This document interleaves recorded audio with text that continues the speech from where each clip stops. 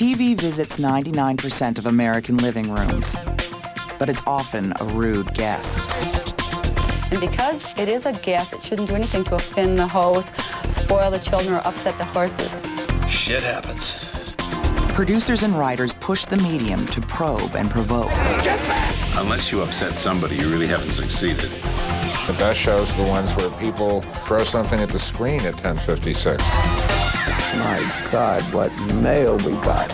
Networks, on the other hand, urge moderation and compliance. They want to make things safe. And let's keep people almost sedated, if you will, with just mediocre television. When the two opposing forces collide, the ensuing power struggle often results in censorship. Censorship of language. Coming out of Sipowicz's mouth, it sounds filthy and we can't have it. Of race. A white woman had touched a black man's arm. The sponsor had said, no way. Of violence. Hey, nothing would please me more than to show a bunch of decapitations. However, it ain't gonna happen. Of politics. They didn't understand. Controversial, have everybody agree. And of sex. They said to me, nipple's too big. Can you get a woman with a smaller nipple? In a country built on the cornerstone of free expression, censorship cloaks itself in other terms. Censorship is networks defending the status quo. Network people are always in fear of being fired. That's basically what motivates a network executive, the fear of being fired.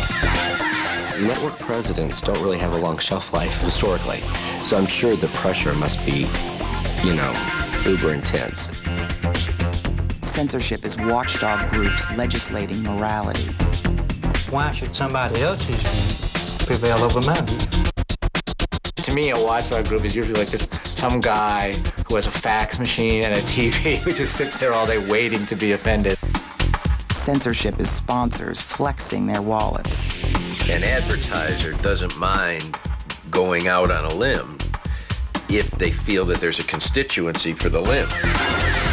Television is what happens between the commercials. Television exists for the commercials. Censorship is even producers limiting themselves. A lot of censorship is just self-imposed. You were always thinking, is this going to offend? Is that going to offend? What does it take to get it right the first time? Now, television's hottest shows and most daring producers face down stifling standards and prudish practices. On TV's most censored moments.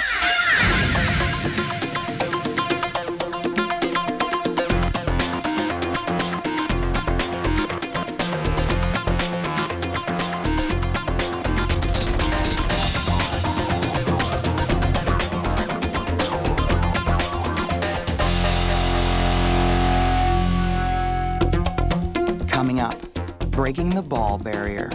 So the first time in the history of television, the word testicle was said. Then, when breaking news breaks taboos. And before we knew it, in a matter of seconds, he blew his brains out on the air. And later, out of control with birth control. It appeared to depict a young lady who was somewhat intensely interested in getting at that pill. When we return with TV's most censored moments.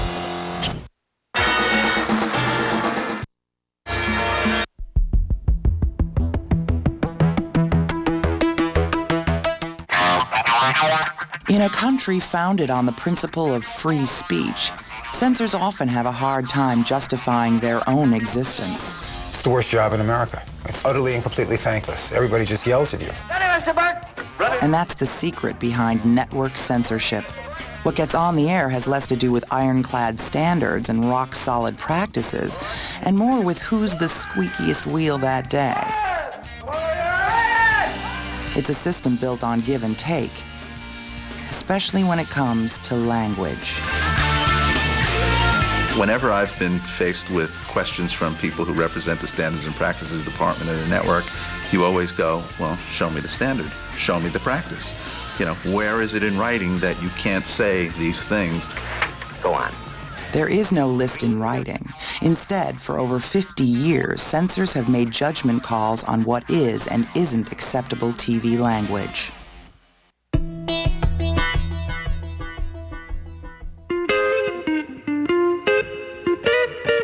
In 1952, when I Love Lucy revealed Lucy was with child, she could describe her condition as expecting. But censors banned filthy words like pregnant.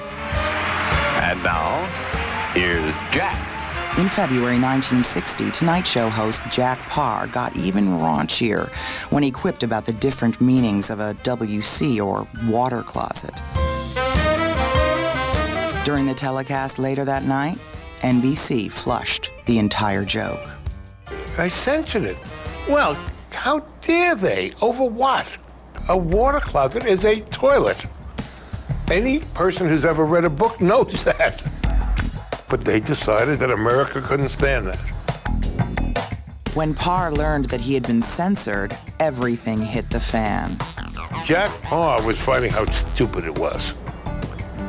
It was really ridiculous. And Jack Paar had great integrity. And his audience knew that. The next day, Parr's audience could hear the defeat in his voice as he walked off his own show. I'm leaving the Tonight Show. There must be a better way of making a living than this. Parr eventually returned to late-night TV, but so did censorship. I suggest that to be on the safe side for the next 10 minutes, you don't watch our program. In 1964, Steve Allen warned would-be censors in advance that his guest, Lenny Bruce, would offend them. What Lenny says will almost certainly shock the majority of you. Sure enough, Bruce unleashed unimaginable profanity. I'd like to perhaps give you a four-letter word that starts with an S and ends with a T. First time on television, I'm not going to look at you when I say this, because this way I can't get busted. You don't know who said it. The band said it.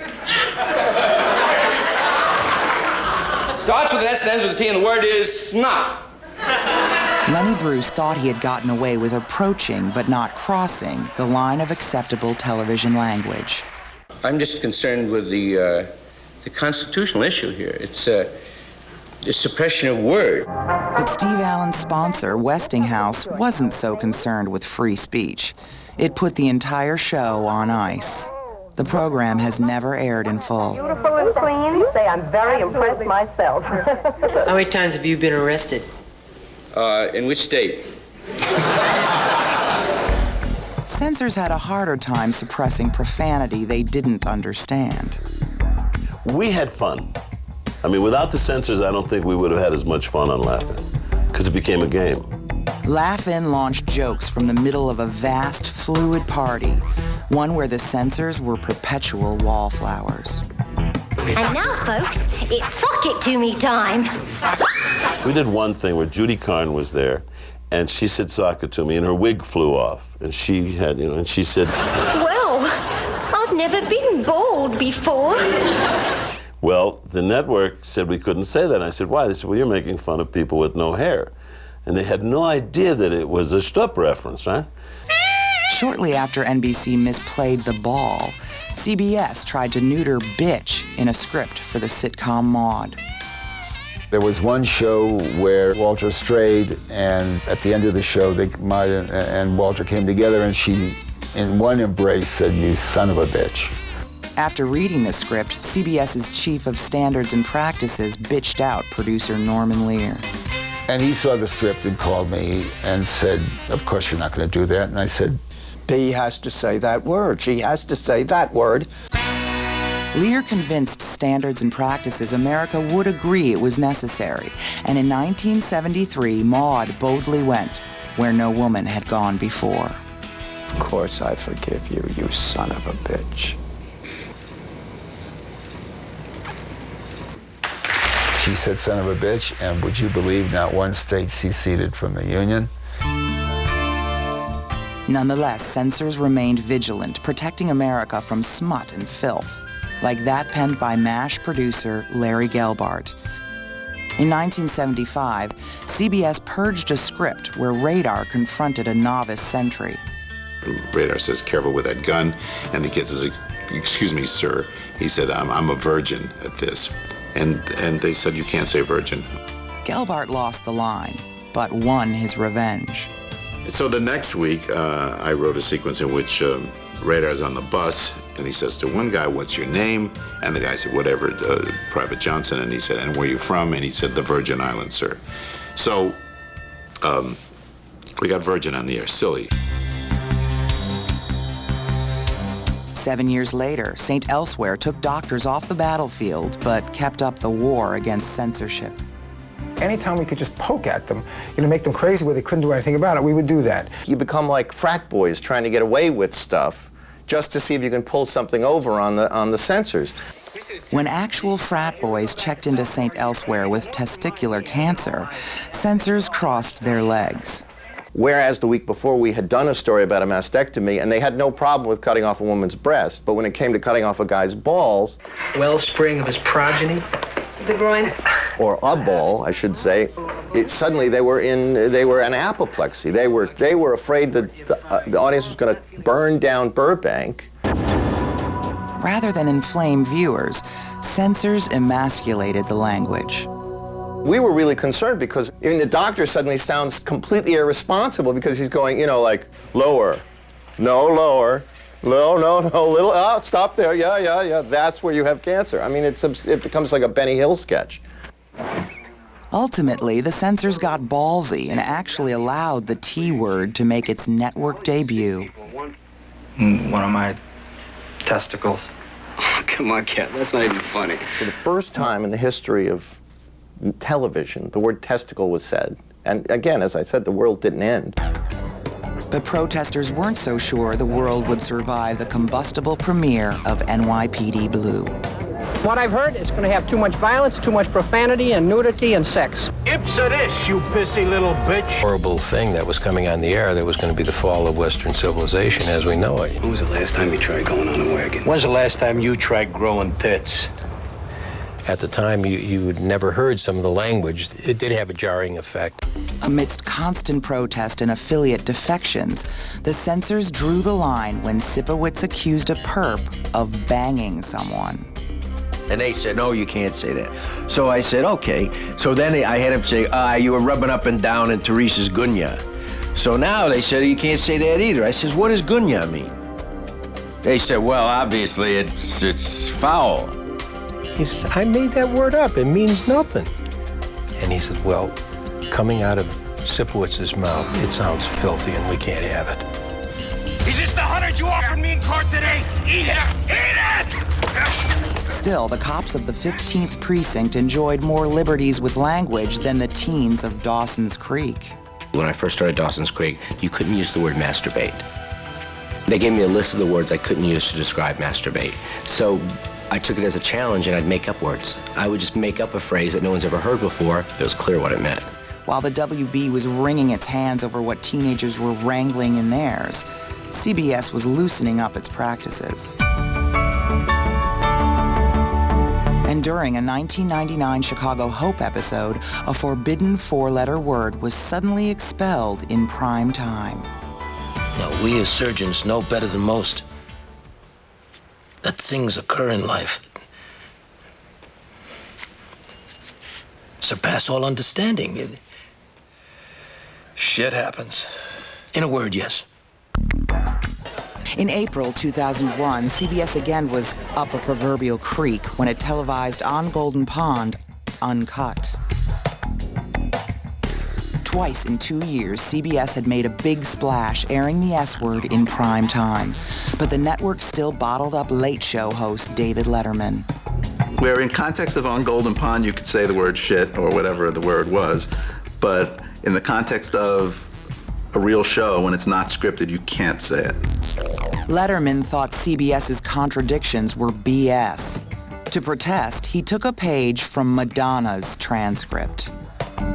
7 years earlier, the host had cringed as Madonna unleashed an F-word rant that blistered the bleeper's fingers. Now, Letterman himself challenged CBS and was silenced 9 times. Curiously, when Letterman replayed the Golden Pond clip midway through his rant, the BS again hit the air without a bleep. Young man! Coming up, a censored Vietnam sketch, missing in action until now. Look at my yard. You're gonna have to clean it up. Where's your leg? And later, the TV movie that was censored too late. I really didn't understand rape, but I can tell you when I walked away from it, I felt raped. That's enough! When we return with TV's most censored moments.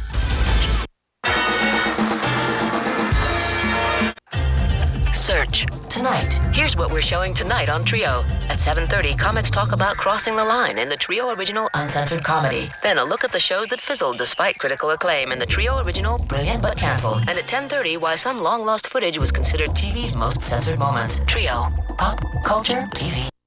Don't miss Who's the Caboose, the indie cult film that started it all, tomorrow at 9 Eastern. Who is the caboose?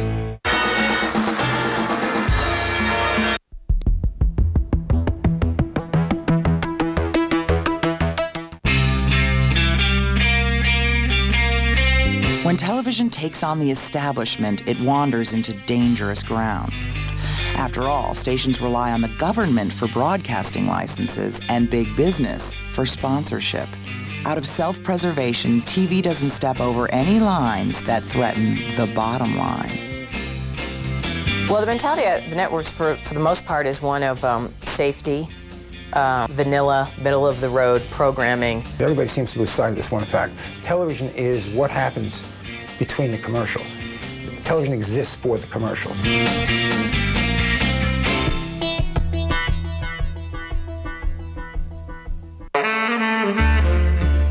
For Edward R. Murrow, television had a higher calling. A founding father of TV journalism, Murrow adhered to only one bottom line: the truth. Are you a member of the Communist Party, or have you ever been a member of the Communist Party? Are you a member of the Communist Party? No, have you ever been a member of the Communist Party? In the 1950s, while Senator Joseph McCarthy was suppressing suspected communists, Murrow decided it was McCarthy himself who had to be put down. It is my devotion to the principles upon which this nation rests, justice, freedom, and fairness, which set me aside from Senator McCarthy. The importance of Edward R. Murrow taking on, outing in a sense McCarthy for the menace that he was the fact that no one else in the country had done it from the president on down. Everyone was being blown away out of fear. CBS seemed scared of McCarthy too. The network wouldn't promote the McCarthy episode, so Murrow had to dig into his own pockets to buy ads. CBS was frightened. There were a lot of people who agreed with Joseph McCarthy. Thanks in part to Murrow's report, McCarthy's reign of terror soon ended. But threats to free speech didn't. Well, certainly there's a time when advertisers were the principal form of pressure, and so broadcasters were censored by advertisers. In April of 1959, Playhouse 90 staged a live broadcast of Judgment at Nuremberg. The courtroom drama about ethical dilemmas and Nazi atrocities had some ethical difficulties of its own. The American Gas Association was an advertiser, and they obviously were reluctant to references to the gas chamber. Somehow fearing viewers would blame household appliances for the horrors of the Holocaust, the Gas Association snuffed all references to gas chambers from the script. When cast members on the live telecast rebelled and said the phrase anyway, CBS technicians censored them in mid-sentence. But how in the name of God can you ask me to understand the extermination of millions of men, women, and innocent children for the sake of a political expediency? They cut the line because the sponsor was... He did not want that awful association made between what was the horror and the misery of Nazi Germany with the nice chrome, wonderfully antiseptically clean, beautiful kitchen appliances that they were selling. Every inch is a cinch to clean. Now this is an example of sponsor interference which is so beyond logic and which is so beyond taste. This I rebel against. In the 1960s, rebellion was everywhere, but television hesitated to show it. In the mid-60s, television reflected very little of of alternative voices. There was no satire or criticism of policies or anything like that. Watching salmon being caught is exciting. In real life, a new generation was turning everything inside out. Hair came down, skirts went up. And by 1967, Tom and Dick Smothers wanted to hold a mirror up to that changing America. Our show was timed with the scene of the accident, which was civil rights and more. First integrated marriage takes place in South today. And do you, Willa Jackson, take Sally Smith to be your lawfully wedded wife until death do you part? I do. The rope, please. They said, well, it's controversial, and we like that, but we also want everybody to agree with you. They didn't want any letters. They didn't understand. It's controversial and have everybody agree. When CBS itself didn't agree with Tom and Dick, the Standards and Practices Department unleashed its blue pencils. Thinking this bit about censors, starring guest Elaine May, would hit too close to home, CBS deleted the whole sketch. It has never aired. Ed? Yeah? Oh, Ed, if only we could have been here when the Lord created man. You're so right. We could have cut out so many unnecessary parts. I said, oh, this crosses a line. I'm saying, what's the line? It was vague for all of us of what we could talk about. Good script. By the third season, the Smothers talked more and more about censorship itself. Nothing funny in this. Here you are, boys. We're through censoring your show. But censors usually had the last laugh. When Tom and Dick satirized the 1968 election, CBS took out the sketch and replaced it with, of all things, a 5-minute Nixon for President ad. Nixon's the one. The battles between the Smothers and CBS came to a head Easter week of 1969. Tom had invited comedian David Steinberg back just months after he joked about Moses and God. It caused a furor. Got the most letters ever written to CBS in complaint about anything. Tommy and Dick said, this is great. We struck a chord. Let's do another one. And they told him, if Steinberg does another sermon, you're going to be thrown off the air. When Steinberg performed a new sermonette about Jonah and the whale, CBS kept its word. And the Gentiles, as their wont from time to time, threw the Jew overboard. I said, oh, no, the show is inappropriate sermonette by David Steinberg. It's Easter, and you're fired. And they threw him off the air. Suck it to me, honey. With the Smothers gone, Rowan and Martin's Laugh-In inherited the torch as primetime's leading anarchists. We said things that were just not being said. We all were at that point pointing out that the emperor not only had on no clothes, but was not very generously endowed, and it scared them. The establishment was scared of Laugh-In for good reason. The show kept biting the hand that fed it. We had cigarette sponsors, and I would not cut this salute to smoking. I've been smoking since I was 4. Who says it stunts your growth? I smoked, and the doctor said I have the lungs of a 12-year-old. It was the first operation of its kind. Huh? Certainly I saved a lot of money by rolling my own. How do you think I could afford this swell iron lung? In this case, big tobacco's bigger greed won out over censorship. And they stayed on the show because they wanted that audience. In 1973, Laugh-In alum Lily Tomlin found out the hard way that television wasn't always so free of censorship.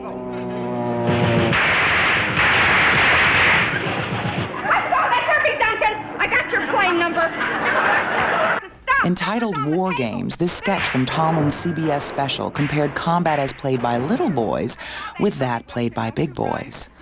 But CBS didn't think America was ready to have war visit their doorsteps. The sketch has never been seen on television, until now.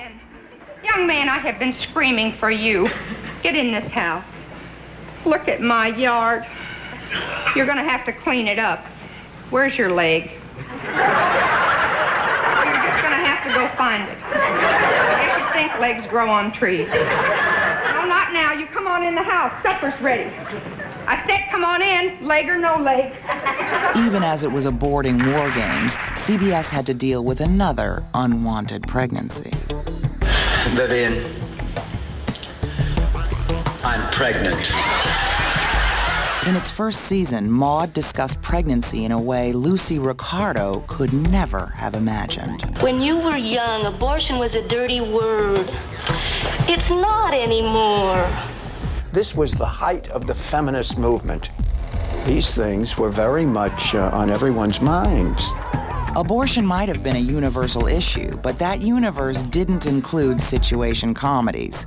CBS ordered producers Norman Lear and Bud Yorkin to keep it that way. Norman and we agreed we'd just go make it. And if they didn't want to broadcast it, it's fine. And they could get themselves a couple of producers and move on. In the end, CBS gave in to Yorkin and Lear.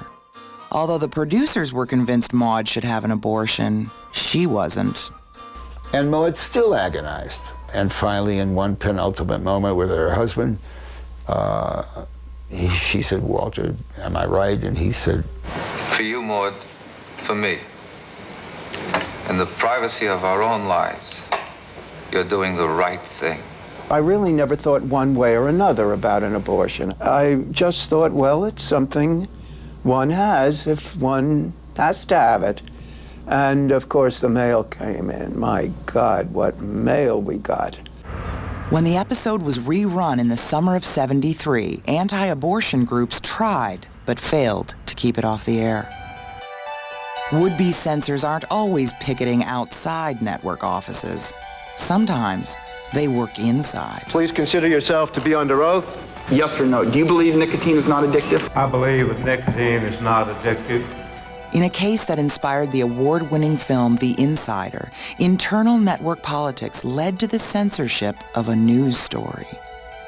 In 1995, tobacco whistleblower Jeffrey Wigand told 60 Minutes that tobacco companies knowingly added nicotine to make smokers addicted to cigarettes. But CBS silenced Wigand's whistle. It was communicated to me by one executive in the news division that the corporation would not risk its assets on this story. It wasn't just fear that motivated CBS and its chairman, Lawrence Tisch. At the time, Tisch's son, Andrew, was entwined in a business deal with Wigand's company, Brown & Williamson. I think that we were deceived and lied to. I think that more is going on here than we even know now. Corporate America can be very powerful. Is there intimidation? Yeah. Instead of 60 Minutes, it was the Wall Street Journal which finally told the public what Wigand knew. CBS finally aired the report in 1996, but by then the story and the censorship of it was old news. 60 Minutes, I think they probably took the course of least resistance this time. Some programs aim their darts even closer to home, such as when Robert Smigel poked fun at his own network with a 1998 cartoon. That's a cartoon that I did kind of as a joke in my head. I had this idea about conspiracy theory rock instead of Schoolhouse Rock. Airing on Saturday Night Live, conspiracy theory rock skewered media giants, including NBC owner General Electric. Media is controlled by a few corporations thanks to deregulation by the FCC. I thought, oh, okay, well, it's NBC. This could be funny to just go after the big media conglomerates, and including GE, and I was pretty impressed that they even put it on. You contribute to this chain every time you buy a product sponsored on this show. That's what NBC doesn't want you to know. Like Laughing Before It, Smigel's cartoon had bitten the hand that fed it. But this time, the hand swatted back.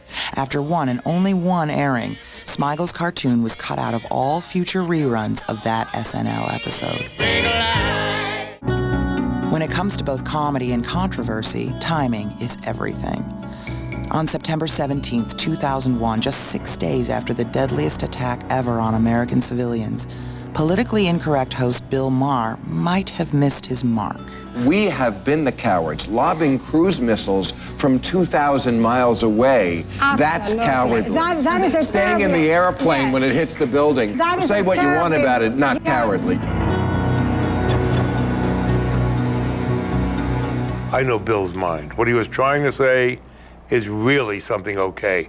What it came out as was not as okay as it should have been. It was just a thing that I think even Bill feels he shouldn't have said it, because it was a dumb thing to say. I thought Bill Maher was an asshole. I think it was a very poor judgment on his part. You can't say what he said. The president had to take him to task for that. With American patriotism at a fever pitch, even the White House warned Maher to be less free with his speech. They're reminders to all Americans that they need to watch what they say, watch what they do, and this is not a time for remarks like that. There never is. Clearly, at the time, the need to muzzle a comedian supplanted the very cornerstone of American society. The nerve. Loose lips sink ships.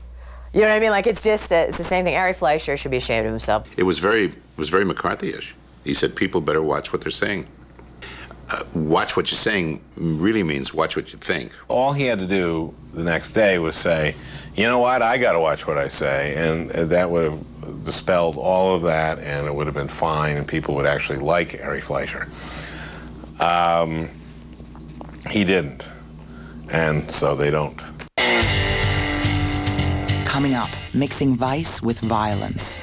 We intercut the love scene with her being strangled, and that they went crazy about. And later, the popsicles that melted switchboards. The censor didn't cut them, and I thought, wow, maybe they're not that bad. And all hell broke loose. When we return with TV's most censored moments.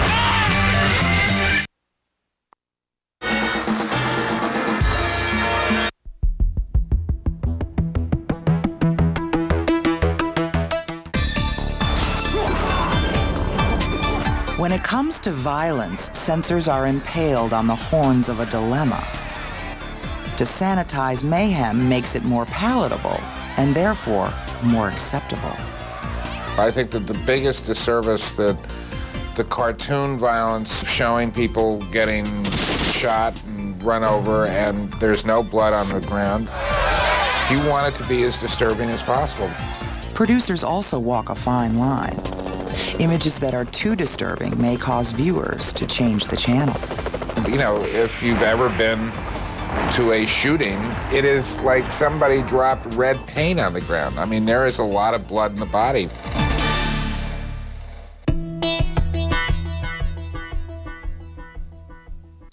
In the late 1950s, no program got closer to the horror of violence than The Untouchables. Sponsored by Lucky Strike cigarettes, the show portrayed gangsters as such violent thugs that even the mafia complained. Alberto Anastasia, head of one of New York's 5 families, ordered his dock workers to stop distribution of Lucky Strikes. And I was called and said, told to go call Albert Anastasia and tell him to stop it. And I said, are you crazy? Not wanting to find out firsthand how much blood the human body holds, Schneider promised ABC he would curtail all references to the mafia. I got blasted by our program department for agreeing never to use the word mafia again. But the allure of violence was too much for ABC to resist. In 1961, it landed in hot water again with an episode of Bus Stop. Directed by Robert Altman and starring pop idol Fabian as a charismatic, seductive psychopath, the episode A Lion Walks Among Us horrified TV audiences. It was one of the first times ever that a TV killer got away with murder. But ABC president Ali Trays wasn't so lucky. Outraged viewers called for his head and got it. Congress even joined the posse, holding hearings on TV violence. The hearings created new guidelines about televising violence, including a ban on showing judo and karate techniques. But in 1974, with no explicit ban on teenage lesbian gang rapes, NBC proudly presented the shocking TV movie Born Innocent. At 8 p.m., no less. Starring the exorcist Linda Blair, it told a streetwise story about wayward reform school girls. I did not realize that it was going to be so controversial. Of course, it became one of the most controversial television films ever made. Born Innocent had an advisory, but nothing could have prepared viewers for what they were about to see. 8:17 p.m., September 10th, 1974. Born Innocent barged into America's living rooms with an assault of unimaginable violence. This scene hasn't been televised in full since. You know, that took us 5 hours to shoot. I was shy, inhibited, and working in a shower. I really didn't understand rape, but I can tell you when I walked away from it, I felt raped. A provocative story of a young girl who is sexually assaulted in a reform school. Now, you got every teenager in America tuned in. You got their attention right there. Are they going to see it as a life lesson, as a tale of what not to do, a moral story?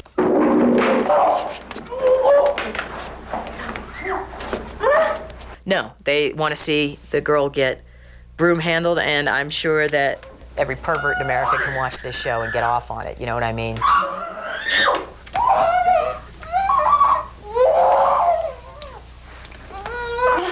I did not realize the effect that the movie would have. I had no idea. I was just doing my job, trying to make sense of it.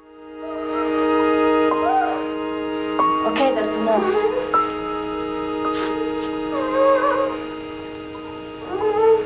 That's enough. After 3,000 complaints, NBC agreed to edit the movie for future runs. But life was about to imitate art. A couple of nights later on a beach near San Francisco, a young girl was raped, if that's the proper word, violated by a beer bottle. The idea was that the teenagers who had committed that crime might have been inspired by that television show. A movie which tried to warn against teen crime had instead provoked it. The girl's family sued NBC, which claimed protection under the First Amendment. The Supreme Court of California has said that when words and conduct cause harm by negligence, the First Amendment is never a defense. A courtroom drama seesawed back and forth. Judge Robert Dosey ruled that the First Amendment, the freedom of expression issue, could be used as part of the defense strategy in the Born Innocent trial. NBC eventually won its court battle. Even so, Born Innocent gave TV such a bad name that the big three networks all agreed to suppress themselves. The president of CBS, Arthur Taylor, thought that he had a solution by suggesting that the first hour of prime time, 8 to 9, would be devoid of programs that were not suitable for all family viewing. During the 1975-76 season, all three networks put the family viewing hour into effect. Suddenly, 8 o'clock was no place for high-rated violent action dramas like The Rookies. It was a series about cops. It was a series about cops dealing with violence. And that was part and parcel of every episode. Booted from its time slot, The Rookies never drew the same ratings and was canceled by 76. Claiming the family viewing policy squashed free speech, several writers took the networks and FCC to court and won. Over the next decade, producers pushed free expression to the limit. The 80s phenomenon Miami Vice combined an MTV flair with choreographed violence and often danced on the razor's edge of acceptable television. Don was going to town on Melanie, as anybody who was there saying there was no acting involved. It was just, you know, kind of leave the cameras running for half an hour and come back and we'll do another take.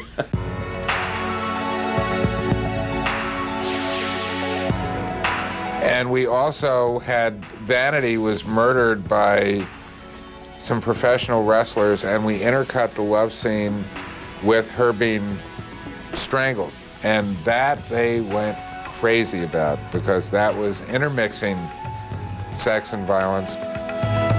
NBC's Standards and Practices tried to ice this episode of Vice. We kind of delivered the film wet, you know. Listen, I think this might be a problem. They're going to have a problem getting this on the satellite. To the censors' surprise, audiences had no complaints with the show's colorful mayhem.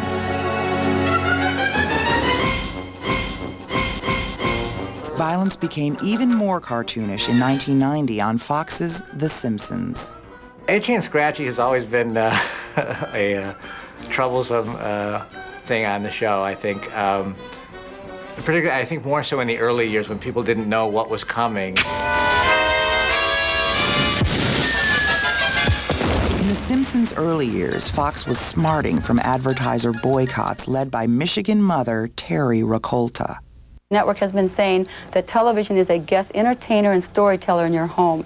And because it is a guest, it shouldn't do anything to offend the host, spoil the children, or upset the horses. She was a housewife in Michigan and started a campaign and almost got sponsors to pull out, which was amazing that one woman could do this.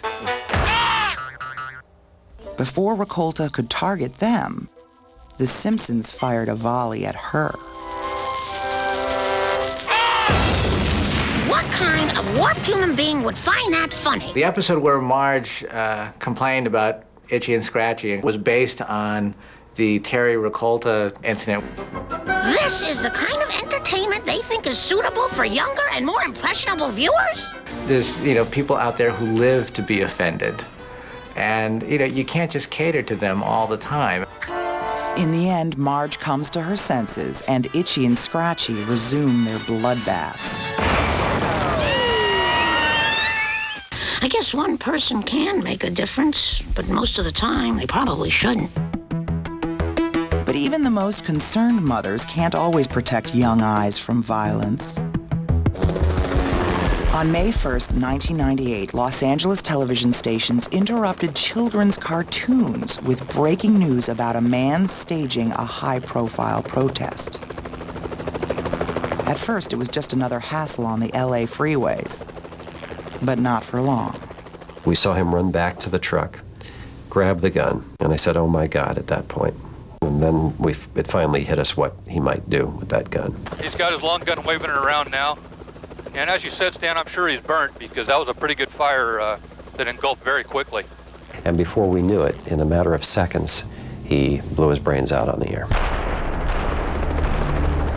Oh, Stan. The on-air close-up death angered viewers who reasoned that the stations should have known better. We're not in the censorship business. We're in the business of giving people the news, whatever it may be. Unfortunately, sometimes it isn't pretty. The ugly conclusion to the story prompted news departments across the country to consider the necessity of self-censorship when it comes to breaking news. Nothing tested this necessity like the events of September 11th. At first, news cameras showed the graphic, unedited drama of planes hitting buildings and victims plummeting from windows. But almost immediately, discretion prevailed, and even newsworthy gore didn't make it on the air. 6 months later, CBS presented an inside look at the tragedy, 9/11. The network broke new ground by allowing several variations of the F word on the air for the first time. But the program was as notable for what it didn't show. The filmmakers were in a position to film burning and dead bodies, but instead turned away in a rare kind of self-censorship. After September 11th, television just may have developed a perspective on what's truly offensive.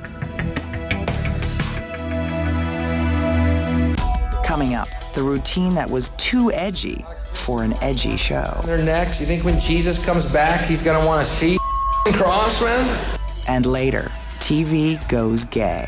The things that the censors go crazy about are so weird. When we return with TV's most censored moments.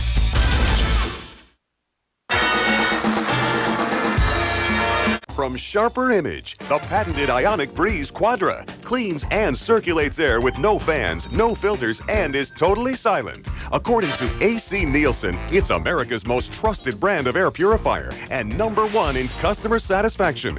The Ionic Breeze removes allergens such as pollen, animal dander, also airborne bacteria, viruses, and mold. It powers through smoke and offensive odors and can leave your house smelling fresh and clean. Maintenance is easy. Just pull out the collection grid, wipe it off with a cloth or sponge, and slip it back in. It's that simple. Through this special offer, Sharper Image will give you a bathroom Ionic Breeze. It helps even dirty bathrooms smell fresh and clean. The $69 bathroom Ionic Breeze is your free gift with your order. Call now and get a free 5-year replacement guarantee and ask about free shipping. Call 1-800-927-5522.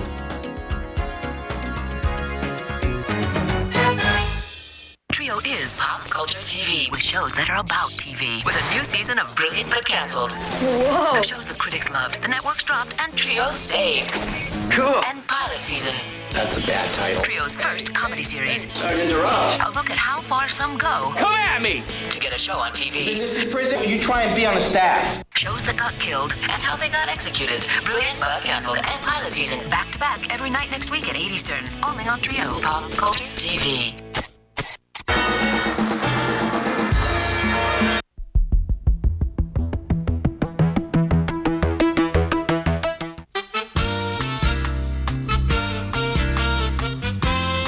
The early world of TV was populated by spotless white people coping with mildly irksome problems.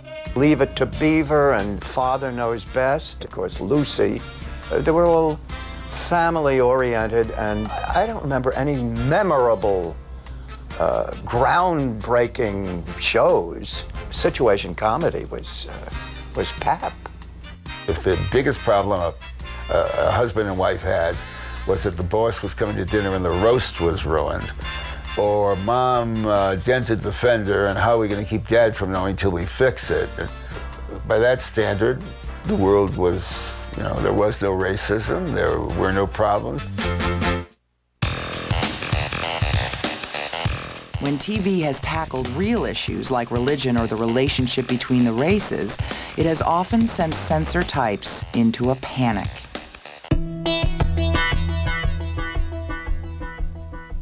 Now, you see, Andy, first, the atom splits into what they call a molecule. And then the molecule busts and breaks down into what they call neutrons, protons, fig newtons, and morons. In 1951, Amos and Andy made the jump from radio to TV with some major cast changes. On radio, white actors had played the blatantly buffoonish leads. On TV, black actors took over. The show immediately drew huge ratings and protests to match. We felt that this was a false image, something that didn't represent us. I don't think that it reflected the wrong image of black people. I think it was the fact that it was the only image of black people. Claiming Amos and Andy perpetuated stereotypes, the NAACP demanded that the only black show on TV be canceled. In 1953, it was. The following program is brought to you in living color. By the mid-60s, NBC had brought color into America's living rooms, though some would-be censors were still grappling with issues in black and white. In 1968, singer Petula Clark hosted a TV special sponsored by Plymouth Chrysler and invited Harry Belafonte to share the spotlight. Blessed are the meek, they say. We sang it the way we'd rehearsed it, standing together. And of course, because it's a very, very emotional song, I took hold of his arm. And she touched my arm. A very gentle human moment. Certainly a very friendly thing to do. But to the sponsor, that gentle human moment was anything but. He didn't like it. And that he also felt that it was not to the best interests of his company nor the viewing audience to see this touch. Clark and Belafonte refused to reshoot the song, Plymouth Chrysler threatened to pull its ads, and a full-blown censorship scandal erupted. But when the scandal hit the media, Plymouth Chrysler backed away, and NBC went ahead with the show as planned. 2 years later, children's television fell victim to some childish censorship. In 1970, officials in Mississippi condemned Sesame Street's integrated neighborhood as offensive to some Mississippians. The state banned Sesame Street from its public TV stations for a month before coming to its senses. Starting in 1971, the biggest grouch on television gave racial and religious groups a fat new target. Archie Bunker. Now let me tell you something. If your spicks and your spades want their rightful share of the American dream, let them get out there and hustle for it just like I did. He was fearful that too much was happening in his culture at the same time. My God, blacks were coming into the neighborhood. I never said your black beauties was lazy. It's just their systems is geared a little slower than the rest of us. Rarely had a sitcom poked at bigotry, and never with such a sharp stick. The network wanted a daring show, but All in the Family's uncompromising pilot made CBS nervous. Interference by the network started before we went on the air. The network was afraid of the first show. On the very first show, we thought we would try it out, and we did every single one, Jungle Bunny, Hebe. What do you know about it, you dumb Pollock? All right, I'm a Pollock. You sure are. You're a Pollock joke. The day before All in the Family premiered, CBS asked Lear and Yorkin to substitute a tamer episode for the pilot. What I had told the network is I won't be around if we don't go this way. We have to jump into the water and get all wet. So what's the matter with black beauties? It's nicer than when he called them coons. Archie quickly offended his way to the top of the Nielsen ratings. And as All in the Family broke new ground, it paved the way for other provocative shows. By the mid-'70s, minorities had wedged a foot in the door. Still, smash hits such as Good Times had trouble keeping the door open. A white producer even tried to diffuse Jimmy Walker's catchphrase, dynamite. He said it sounded too revolutionary coming out the mouth of a black man. It sounded like we were gonna kill somebody or blow up the world. I was in the, it's just a saying, get real. At the time, race was all the rage. Formerly lily white networks took unprecedented chances, such as when NBC gave Richard Pryor his own series. They were excited about it because it was Richard Pryor, because they were in love with Richard, because it was Richard Mania. But the network soon got way more Richard than they bargained for. They're going to say, okay, we now have to sanitize him for the country. What NBC saw as sanitizing, Pryor saw as sterilizing. He said, they're taking everything but my penis, so I'm gonna do it where I, like the dolls. I don't have anything the way they do dolls. In 1977, Pryor opened his series clad in a bodysuit that made him look as if he had given up everything for NBC, even the family jewels. But NBC censored the joke about being censored and replaced the opening with a black screen. After 5 episodes, Pryor quit his own show. There was a lot of confinement, and there was a lot of control, and he didn't want to be controlled.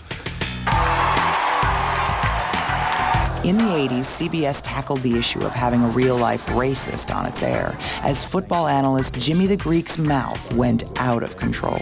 They were asking him about football and basketball, all that stuff, about why do blacks excel. The slave owner would breed his big black to his big woman, so that he could have a big black kid. See, now I mean that's where it all started. If they take over coaching like everybody wants them to, there's not going to be anything left for the white people. He told the truth.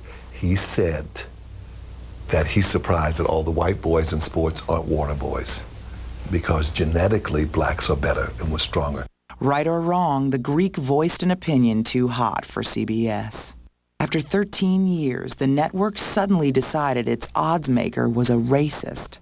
A day after he made his remark, CBS sacked Jimmy the Greek. That was it for him. 4 years after Jimmy the Greek ruined his career, Sinead O'Connor almost tore hers apart when she ripped up a picture of the Pope on Saturday Night Live.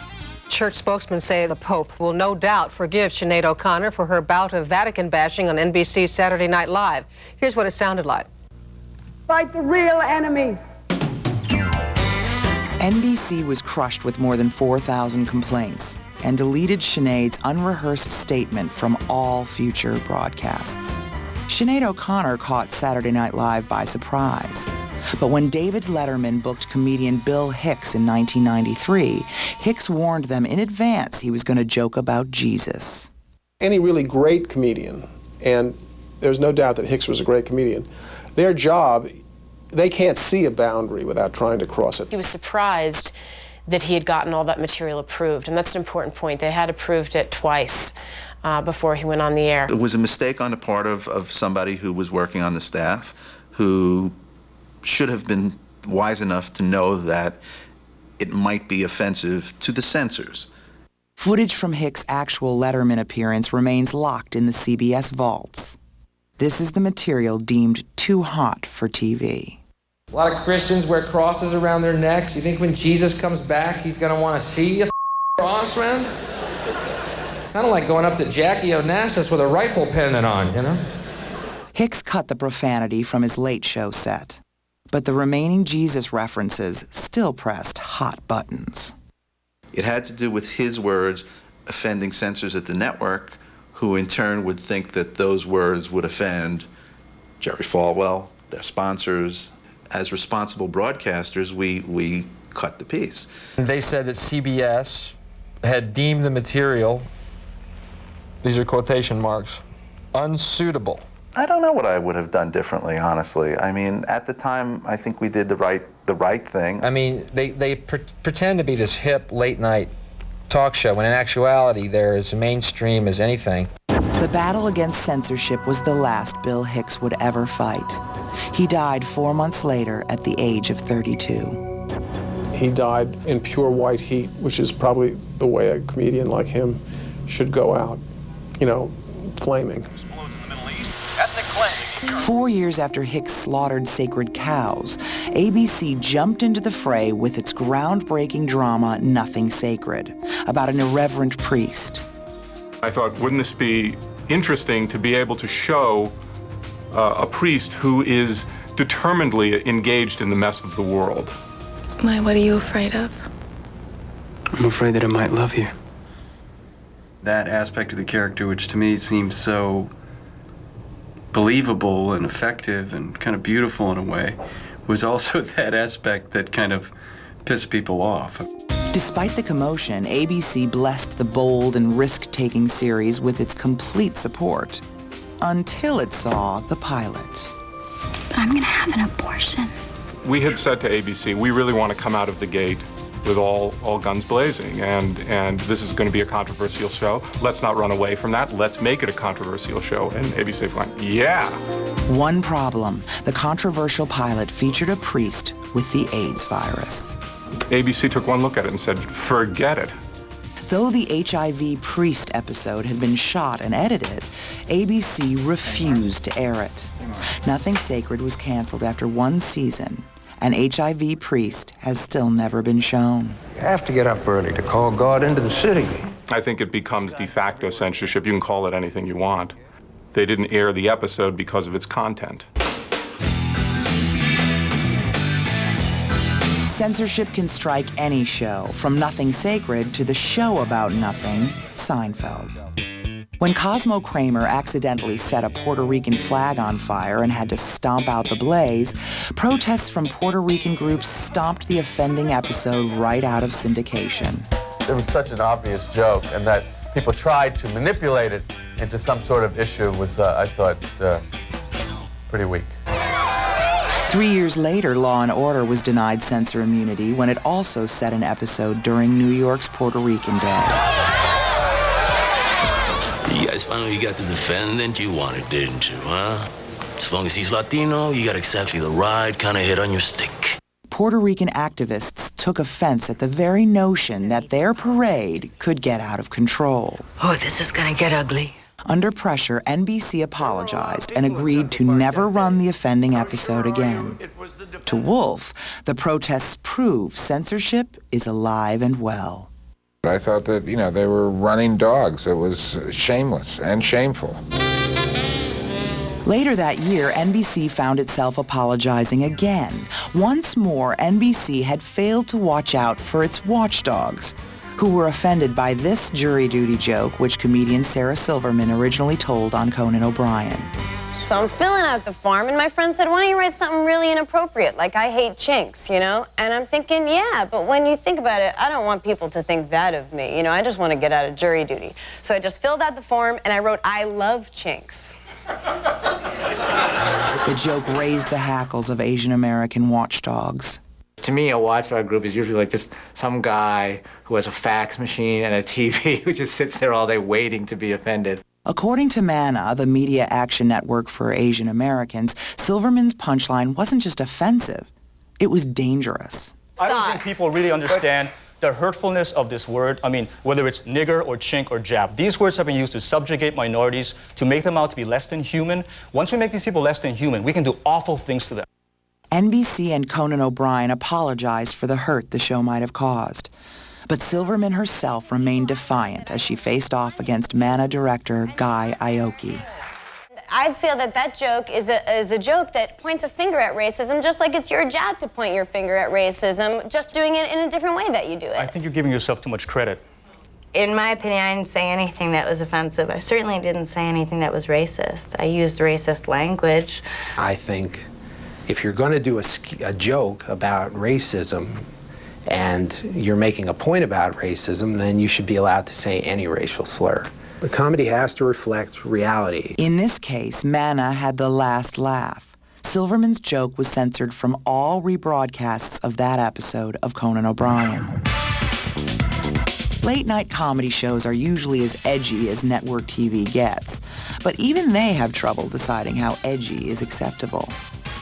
In 2002, the day after Denzel Washington and Halle Berry won Academy Awards, The Tonight Show allowed Arsenio Hall to joke that Oscar was Swahili for Showtime at the Apollo. On that very night, when white writer Amy Sedaris made an almost identical joke on The Late Show with David Letterman, it was deleted. 50 years after Amos and Andy and 3 decades after Archie Bunker, the issues of race and religion are still too molten to be harnessed by standards and practices. There are some rules, but for the most part, there's no set of rules. Coming up, public television and private parts. I don't mind tit. Knockers is the one I don't care for. When we return with TV's most censored moments.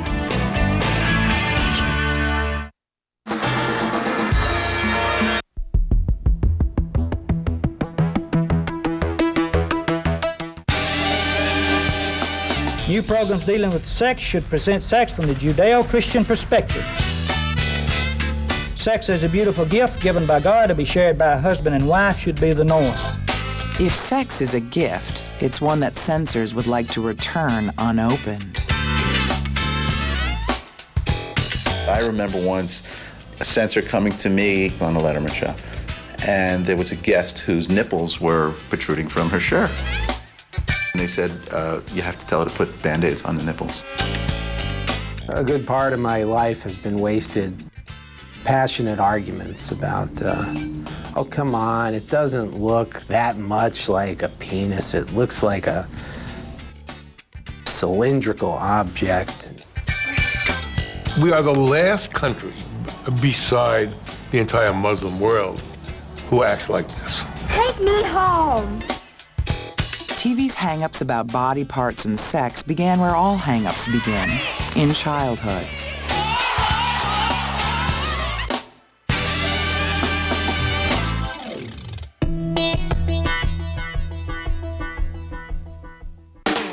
In the 50s, the only dick on TV was a vice president, Beaver was just a rascally kid, and boinking was simply a sound effect.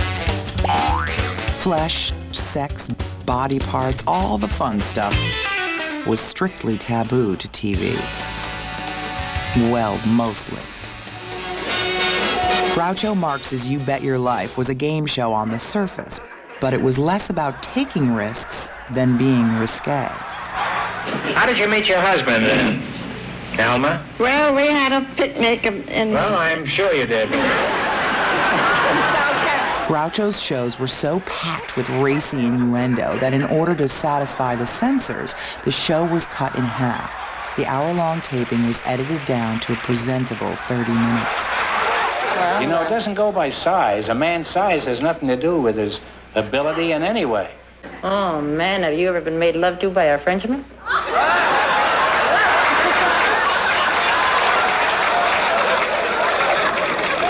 Not that I can recall.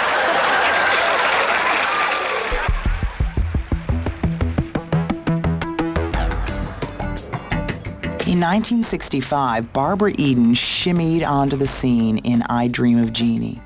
Certainly any man with a genie would have wished for some more skin, but NBC corked that bottle right away. You couldn't show a belly button for years and years and years. It's as though, God airbrushed everybody just before they were born. Few viewers were still rubbing their lamps wishing for a glimpse of Eden's navel when, at age 50, she finally revealed it in a 1985 reunion movie. In the late 60s, as TV was shifting to color, Turn On went off color. It appeared to depict a young lady who was somewhat intensely interested in getting at that pill. And a sexually aggressive female at that point was not really heard of.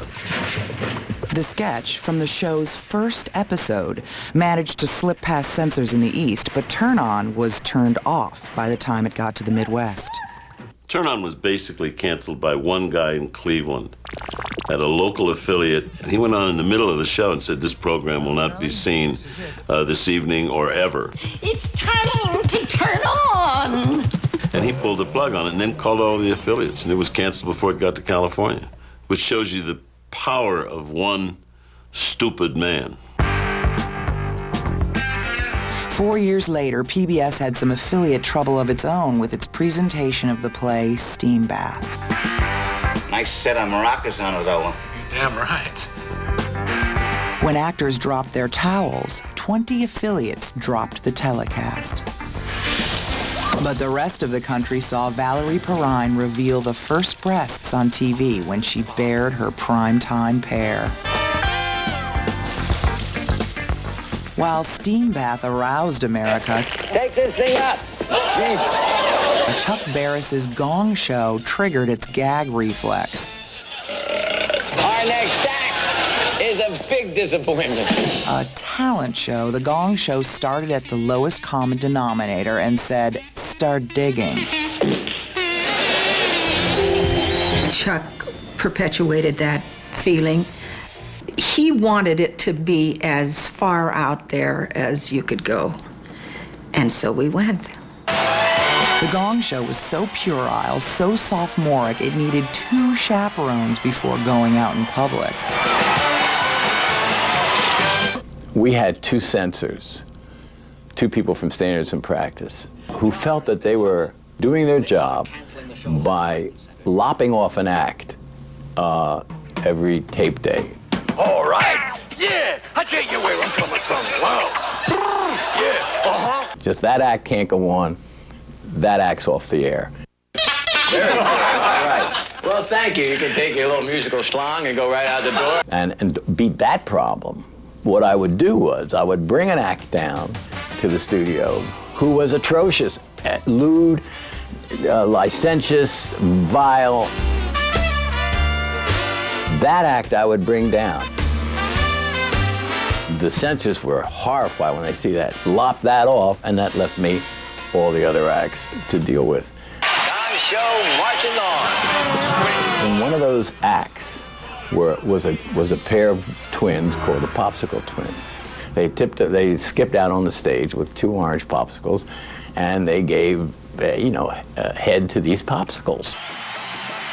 And the censor didn't cut them, and I thought, wow, maybe they're not that bad.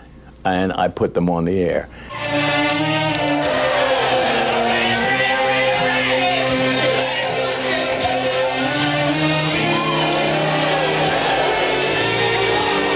And all hell broke loose. The switchboards lit up in the east. The show never made it to the west. I was called into the president's office. They went down the panel and they got to me and I said, that's the way I started. Oh, come get me, come get me, come get me. Suggestiveness is often in the eyes of the beholder, as producer Larry Gelbart learned during a taping of his 1980 marital comedy, United States.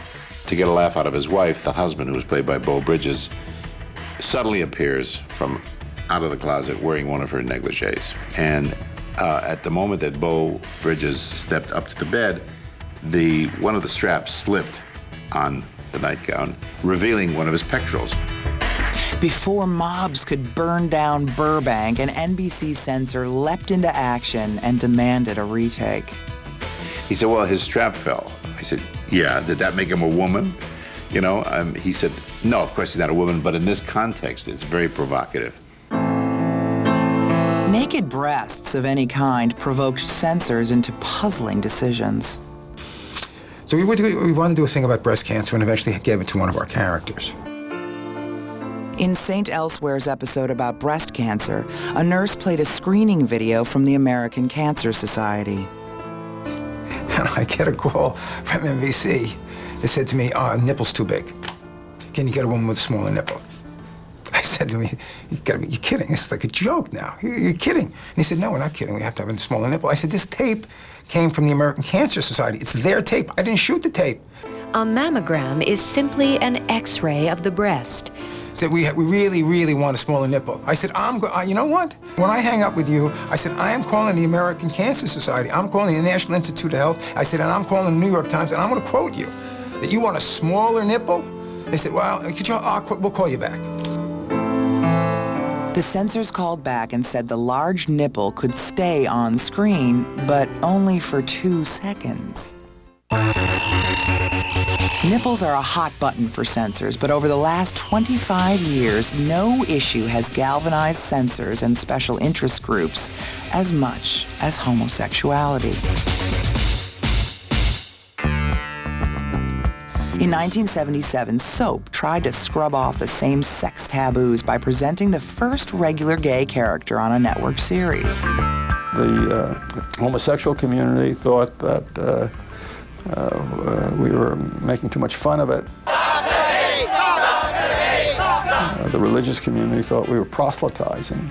I don't think there's room on the medium of television for dirty jokes, for filth, for trash. We were an equal opportunity offender. In a baffling case of preemptive censorship, opponents demanded ABC take Soap off the air, even though it hadn't even hit the air. The Southern Baptist Convention is asking stations, sponsors, and the network to keep it off the air. ABC wasn't about to do that, and we didn't think it had to. Still, 15 ABC stations have said no to Soap. Despite the pullouts by affiliates, when ABC finally unwrapped Soap in September 1977, it was a smash with viewers, but not the moral majority. These pressure groups, with their primarily phantom constituencies, killed the show. Though Soap garnered high ratings its entire run, it never had enough advertiser support to be profitable for ABC. So they couldn't kill us. They had to cancel us. We understood, and it pained us greatly. Some shows fought back and pained the censors instead. On Hill Street, we did a story about a guy who dies banging a sheep. He has a heart attack. Hill Street had just won all these Emmys. So now, you know, they were on the team, but they were saying, you know, a sheep. Can we, guys, I mean, do you really want to do that? Steven said, yeah, I really want to do that. The show went on the air, but only after meeting a standards and practices demand.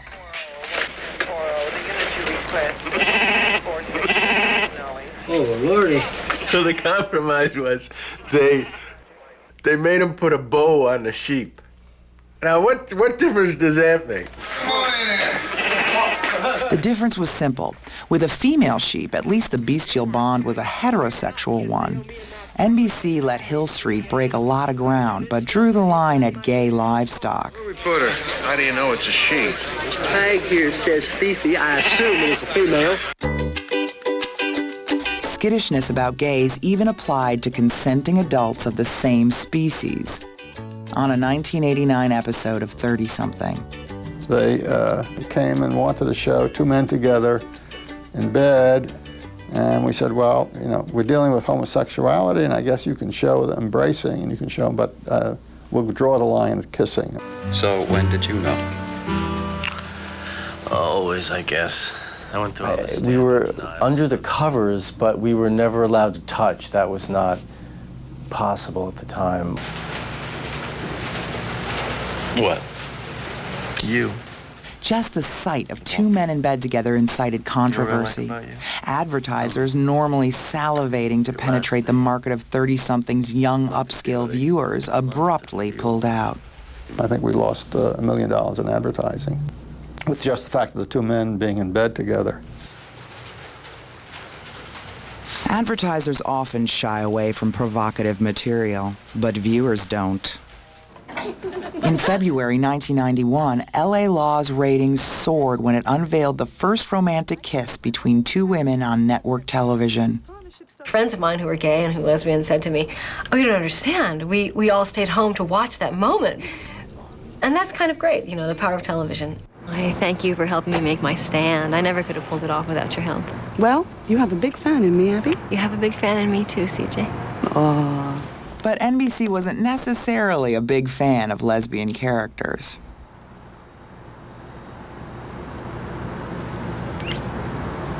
What I heard was that the network sent them a memo that said you cannot have two regular characters on a series have any kind of same-sex relationship. I'm sorry, I have to go home. I've got to go. Okay. It took 8 years, but the shock of seeing two women smooch on TV gradually wore off. Just as America's pulse was returning to normal, in 1999, ABC triggered palpitations again with a male-male kiss in Wasteland. Wasteland. Let's see, what I was trying, it was a huge attempt to kill my career. Wasteland brought soap opera actor Russell and sports writer Cliff out of the closet and into each other's arms. And they loved each other, and they sort of their closetedness was what brought them together. But the script, which united Russell and Cliff, divided creator Kevin Williamson and ABC. ABC made us shoot the kiss 3 ways. When we had a peck, we had a handshake, we had a 3-second kiss, and then we let them go at it all, you know, tongue all out, one for one. So it affects the script, it affects the content, it affects the creative vision, so it's frustrating. In the end, the short 1-second kiss made the cut. But ABC made a bigger cut, canceling the entire series after only 3 episodes. This kiss never aired on network TV. Over the last quarter century, gay groups fought back when television tried to censor them. But in 2001, it was gays themselves who became the censors. It's not about free speech. This is about money and greed and hate. How dare you, Paramount, profit from prejudice? Shame on you, Paramount. Shame, shame, shame, shame. Across America, homosexual organizations protested Dr. Laura Schlesinger's new talk show because she once called homosexuality a biological error. The protests succeeded. Dr. Laura was banished to the graveyard shift in most television markets and soon was canceled. I'm frightened by the situation that exists at the moment where major corporations are buckling to pressure to cut off controversial speech on television. Freedom of speech is one thing, but when it promotes hate towards a group, and that's what Dr. Laura is doing, we'd like it stopped. For all the progress television has made in the last half-century, free speech is still not free. TV's pushed envelopes, broken ground, and toppled taboos grab the spotlight, but viewers should always remember that TV's images and ideas have been filtered and sanitized. Stand by, Walter. For whether they come from networks, sponsors, or special interest groups, censors will always be behind the camera of television.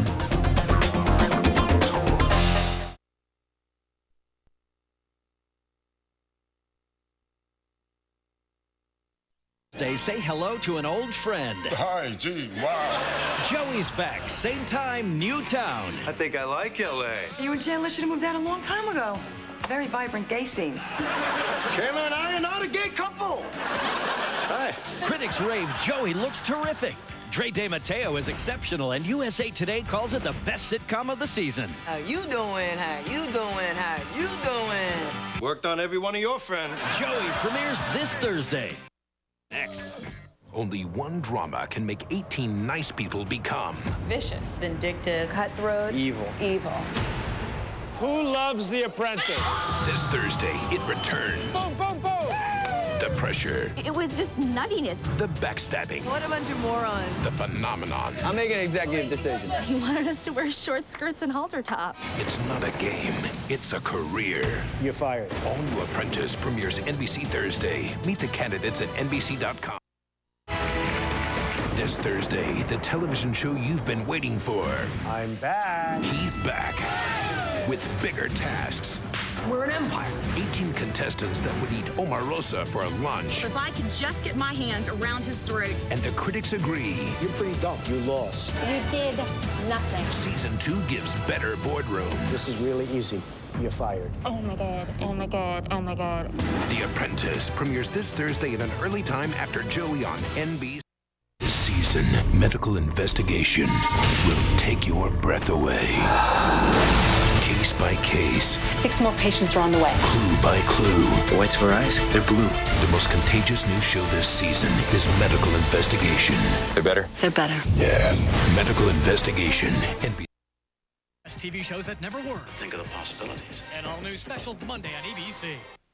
Attention, on retainer this fall. The most high-powered, low-down, dirty, dynamic, win at all costs, successful, admired, despised, incredible, take no prisoners, slick, sex-crazed, superb, shrewd, charming, decisive, distressed, intelligent, high-octane, high-priced team of lawyers money can buy. All right, everybody, lock and load. Soon, at your own risk. I am not that kind of attorney. Gosh, I am. Boston Legal. Sundays this fall only on ABC. For 11 years. Get up here, Sloan. Take inside. 242 episodes. Drop what's in your hand. Blue impressed the world with the most compelling, groundbreaking drama in television history. This fall, NYPD Blue does it again. Get hands up! With its final 20 episodes. Don't make me show you! Your final chance to experience everything you love about Blue. Please, freeze! The final season of NYPD Blue, Tuesdays this fall on ABC. Viewer discretion advised. How the years go by. 11 years ago, one drama changed the face of television forever. To Say Farewell, the series you'll always remember, ends with a season you'll never forget. 20 weeks, 20 original episodes, absolutely no repeats. This September, begin the non-stop journey to the end of an era. The final season of NYPD Blue. Viewer discretion advised.